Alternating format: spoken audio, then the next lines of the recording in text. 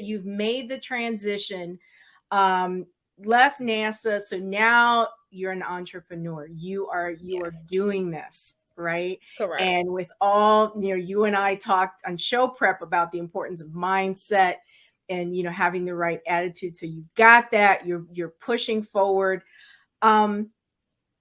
What were some of the mistakes that you've made as an entrepreneur? Okay, so some mistakes that I would say that I made as an entrepreneur are definitely one, not knowing fully the correct business entity to be for as far as tax purposes are concerned.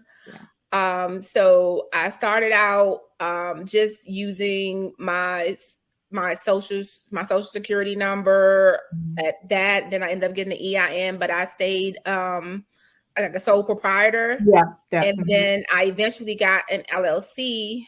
Then eventually found out from my CPA that I should have been a S Corp instead. So there was a lot of trial and error with understanding the business practices or the business entity that you should be. So I think that that's something that was definitely a learning lesson. So that is definitely one of the biggest mistakes, not fully understanding that, you are really an entrepreneur. I was like, okay, I'm doing real estate, but this is really a true business. You are a business owner. So when I adopted that mindset of knowing I am an actual business owner, that also changed a lot of things as well. But definitely the entity was one of the biggest things. And just